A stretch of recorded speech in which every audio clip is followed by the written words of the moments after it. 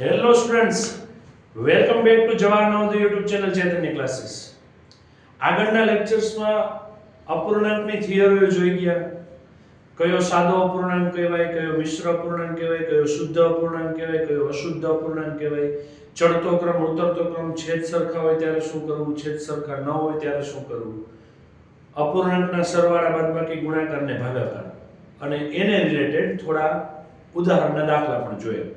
હવે જે પરીક્ષાઓમાં પૂછાયેલા છે, ખાસ તો નવોદયમાં, એ દાખલાઓની આપણે પ્રેક્ટિસ કરીએ.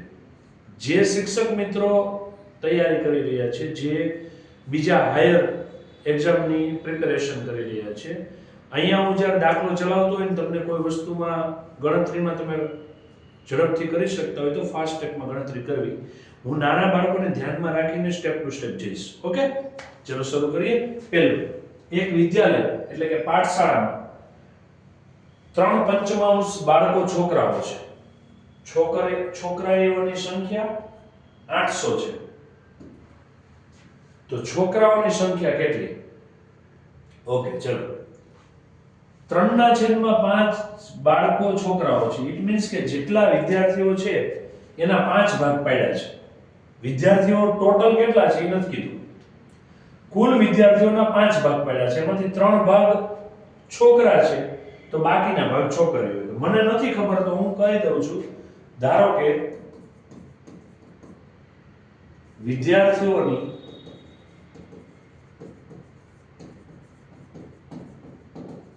કુલ સંખ્યા x છે. હવે એમાંથી 3/5 છોકરાઓ, તો છોકરાઓ કેટલા છે? 3/5 x કુલ વિદ્યાર્થીઓના 3/5. તો છોકરીઓ કેટલી થશે? 5 માંથી 3 ભાગ છોકરાઓ હતા, તો 5 માંથી જે વધ્યા એ ભાગ કોણ થશે? છોકરીઓ. અને જે છોકરીઓની સંખ્યા મળી એ પાછી આપણને કુલ સંખ્યામાં પણ આપેલી છે. કેટલી છે? 800. અને હવે તમને કીધું છે છોકરાઓની સંખ્યા ગોતો. છોકરાઓની સંખ્યા ગોતવા માટે x જોઈએ. અને x અહીંયા નીચેથી મળી જાય એમ છે. જે મળશે એની કિંમત અહીંયા મૂકી દેશું. ઓકે, ચલો આને સરખાવીએ પહેલા. તો 2/5 x બરાબર 800. હવે જે વેલ્યુ ફાઇન્ડ કરવાની હોય એ વેલ્યુ અંશમાં રહેવી જોઈએ, પ્લસમાં રહેવી જોઈએ અને એકલી રહેવી જોઈએ. 3 નિયમ. અંશમાં રહેવી જોઈએ, પ્લસમાં રહેવી જોઈએ, નિશાની પ્લસ ને માઈનસ હોય તો પ્લસ કરવી પડે, અને એકલી રહેવી જોઈએ. ચલો, અંશમાં છે હા, પ્લસ છે નિશાની હા, કઈ નિશાની ન હોય તો પ્લસ છે. એકલી છે ના, એની જોડે 2/5 છે, એને કાઢો. જો સરવાળો છે સામે જાય બાદબાકી થાય, બાદબાકી છે તો સરવાળો થાય, ગુણાકાર છે તો ભાગાકાર થાય, ભાગાકાર છે તો ગુણાકાર થાય. આવી રીતે અપૂર્ણાંક આપ્યો હોય તો વ્યસ્ત થઈ જાય. ચલો, x બરાબર 800 આ આપેલું છે, સામે જશે તો વ્યસ્ત, વ્યસ્ત એટલે ઉલટાઈ જશે. ઉપર 5 નીચે 2, ભાગુડે 400 દો 800, 4 5 20 અને 2 0, 2000. ન આવડતું હોય તો ગુણાકાર કરી લેવાનો, 400 ગુણ્યા 5. તો કુલ વિદ્યાર્થી મળ્યા આપણને. અને અહીંયા ઓપ્શન આપ્યો છે 2000, તમે ટીક કરીને આવશો, ખોટો પડશે. તમને પૂછ્યું છે છોકરાઓની સંખ્યા. છોકરાઓની સંખ્યા કેટલી હતી? 3/5 x. ચલો કિંમત મૂકો. 3/5 x ની જગ્યાએ 2000, ભાગુડે હા 405, 4 5 20 લેખે, 4 તેરી 12. તો જવાબ કેટલો આવશે? 1200. છોકરાઓની સંખ્યા કેટલી થશે? 1200. ખાસ ધ્યાન રાખજો, બચાવો. અટવાઈ જશો, જવાબ આવ્યો હશે ને ટીક થઈ જશે. ક્લિયર છે? કમ્પ્લીટ?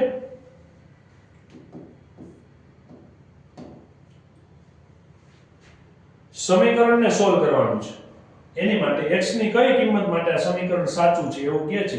ઇટ મીન્સ કે x ની કિંમત ગોતવાની છે. ચલો મૂકીએ. 3.7/11 લખો ત્યારે ખાસ ધ્યાન રાખવાનું. જો આમ લખ નાખશો ને તો 37/11 થઈ જશે. ઓકે, ગુણ્યા 11/5 ભાગ્યા 3/7 ગુણ્યા x બરાબર 4/3. બીજી વસ્તુ, હું દાખલા ગણતા ગણતા અમુક સ્ટેપમાં ભૂલ કરીશ. તમારે શોધવાનું છે કે ક્યાં ભૂલ થઈ ગઈ છે. એટલે ધ્યાન રાખજો, પૂરેપૂરું કોન્સન્ટ્રેશન તમારું અહીંયા હોવું જોઈએ. પહેલી શરત, કોઈ અપૂર્ણાંક મિશ્રમાં આપેલો છે તો સાદામાં ફેરવો. શું કરવાનું? બંનેનો ગુણાકાર 11 તેરી 33 અને ઉપરનું એમાં ઉમેરવાનું. 33 ને 7 40 ના છેદમાં 11 ગુણ્યા 11 ના છેદમાં 5 ભાગ્યા 3 ના છેદમાં 7 ગુણ્યા x બરાબર 4 ના છેદમાં 3. શું કરશું? જે ઉડતું ઉડાડવાનું, કાઉન્સમાં પહેલા સોલ્વ કરવાનું. આપણો નિયમ છે v બોર્ડમાસ. રેડી ને? રેખા કાઉન્સ થાય, પછી બાકીના કાઉન્સ થાય, ઓફ નો મતલબ ગુણાકાર થાય, પછી ડિવિઝન, મલ્ટીપ્લિકેશન, એડિશન ને સબટ્રેક્શન. ભાગુ સહભાગ ગુજરાતીમાં ભાગાકાર પહેલા, પછી ગુણાકાર, પછી સરવાળો, પછી બાદબાકી. કાઉન્સ સૌથી પહેલા સોલ્વ કરવાનું. ચલો અહીંયા ઉડે છે. અહીંયા થાય હા 8 પંચાને 40. ઓકે, આ 8 આમનો ભાગાકાર, આ બેયનો ગુણાકાર 3x ના છેદમાં 7 બરાબર 4 ના છેદમાં 3. ઓકે, ચલો ભાગાકાર આપ્યો છે તેનો પહેલા ગુણાકારમાં કન્વર્ટ કરી નાખીએ. ભાગાકાર આપ્યો હોય તો ગુણાકાર થાય અને એના પછીનું જે છે ઉલટાઈ જાય. 7 ના છેદમાં 3x બરાબર 4 ના છેદમાં 3. પૂરું. હવે શું જોઈએ છે? x. જે ગોતવું હોય, જેના માટેની કિંમત ગોતવી હોય, એ એકલું હોવું જોઈએ, અંશમાં હોવું જોઈએ અને પ્લસ હોવું જોઈએ. તો આ એકલું નથી, પાછું છેદમાં છે. અંશમાં લઈ જવા માટે આને સામે લઈ જવું પડે અને એકલું રાખવાનું છે. એટલે જ્યાં a છે એને ત્યાંથી કાઢો. તો અહીંયા 8 ગુણ્યા 7 છેદમાં 3 વધ્યા, x નીકળી ગયા પછી. હવે આ બંને આ બાજુ આવે તો ઉલટાઈ જાય. 3 ઉપર અને 4 નીચે. ઓકે, હવે ભાગ ઉડાડી નાખો. 3 3 4 દુ 8 7 દુ કેટલા થશે? 14 બરાબર x છે કિંમત. હા, ક્લિયર? નેક્સ્ટ દાખલો. 3 ના છેદમાં 8 ભાગ્યા 5 ના છેદમાં 3 માઈનસ 1 ના છેદમાં 6 વત્તા 5 ના છેદમાં 8. આવા દાખલાઓ પૂછાય. છેદ જુદો જુદો હોય તો લસા લેવો પડે, પણ બે ની જોડી હોય ને ત્યારે લસા ન લેવો, ચોકડી ગુણાકાર કરવો. શું કરવાનું છે? ચોકડી ગુણાકાર. ચલો, પહેલું 3 ના છેદમાં 8 એમ ભાગ્યા આને અહીંયા લઈ જાઓ એટલે 6 પંચા 30. પછી શું આવ્યું? વચ્ચે માઈનસ. આવું નિયમ ચોકડી ગુણાકારનો સરવાળા બાદબાકીમાં થાય છે. 3 એકા 3 નીચે 6 તેરી 18 અને 5 ના છેદમાં 8. 3 ના છેદમાં 8 ભાગ્યા જે ને સીધું આવડે છે મૂકી શકો છો. નાના બાળકોને ધ્યાનમાં રાખીને હું સ્ટેપ ડિટેલમાં કરાવું છું. 30 માંથી 3 છે 27 છેદમાં 18 વત્તા 5 ના છેદમાં 8. નિયમ પ્રમાણે ભાગાકાર પહેલા થશે. તો 3 ના છેદમાં 8 ભાગાકારનો પહેલો ગુણાકાર, તો એના પછીનું હોય એ ઉલટાઈ જાય. 18 ના છેદમાં 27 વત્તા 5 ના છેદમાં 8. ચલો ભાગ ઉડતો હોય ઉડાડો. 3 9 27 9 દુ 18 4 દુ 8. હવે ઉપર કાંઈ નથી વધ્યું તો 1, નીચે કેટલા છે? 4.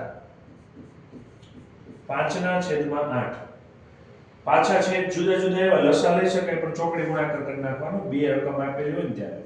8 એકા 8 4 પંચા 20 8 ચોક 32 20 ને 8 28 છેદમાં 32.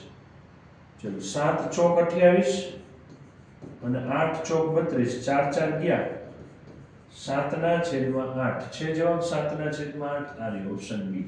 અહીંથી બીજું એકય થઈ શકે એમ તો આ સ્ટેપમાં અહીંથી 2 નો ભાગ 8 સાથે ન ઉડાડો તો ઉપર વધશે 2, નીચે વધશે 8, ઉપર વધશે 5, નીચે વધશે 8. છેદ સરખા છે, એક વખત લખાય.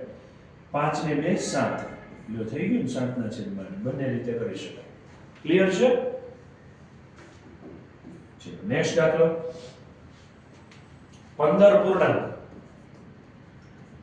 1 ના છેદમાં 2 માઈનસ 12 ના છેદમાં 5 ગુણ્યા 5 ના છેદમાં 8 વત્તા કાઉન્સની અંદર 7 ભાગ્યા 1 પૂર્ણાંક 3 ના છેદમાં 4 કાઉન્સ પૂરો, મોટો કાઉન્સ પૂરો ને ગુણાકારમાં 2. પહેલું કામ મિશ્રને સાદામાં ફેરવવાના અને કાઉન્સ સાથે સાથે શક્ય એટલા સોલ્વ કરવાના. ચલો 15 દુ 30 એક ઉમેરો એટલે 31 31 ના છેદમાં 2. ચલો 12 ના છેદમાં અહીંયા 5 5 ઉડે છે, બરાબર છે, થઈ શકે એમ છે, સરળતાથી કરી નાખો. 4 તેરી 12, 4 દુ 8, 4 4 ગયા એટલે ઉપર કેટલા વધ્યા છે? 3. નીચે કેટલા વધ્યા છે? 2 વત્તા 7 ભાગ્યા 4 એકા 4, 4 ને 3, 7 ના છેદમાં 4. કંઈક ને કંઈક છે ને મેચ થતું હોય એવું આવતું જ હોય. દાખલાની રકમ મોટી જોઈને ગભરાઈ નહીં જવાનું.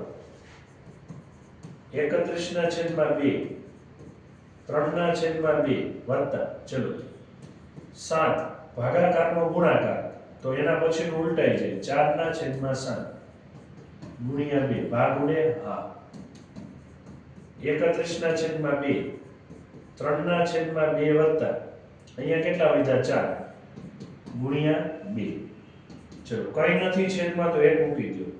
વળી પાછો સરવાળો કે બાદબાકી આવ્યો તો શું કરવાનું? લસા લેવાનો અથવા તો ચોકડી ગુણાકાર કરવાનો. પણ 2 ની જોડી છે, ચોકડી ગુણાકાર જ કરે. 3 એકા 3, 4 દુ 8, 2 એકા 2, 8 ને 3 11, 11 ના છેદમાં 2 ડાયરેક્ટ મૂકી દઉં છું, હો.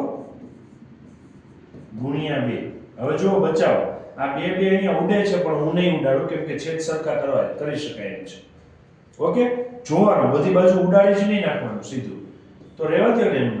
આને ગુણ નાખો, 11 દુ 22 છેદમાં 2, અહીંયા 2. ચલો છેદ સરખા તો ઉપરની ખાલી બાદબાકી થશે ને, જે આપ્યું છે એ પ્રમાણે. 31 માંથી 22 જાય તો કેટલા વધશે? 9. અને છેદમાં કેટલા હતા?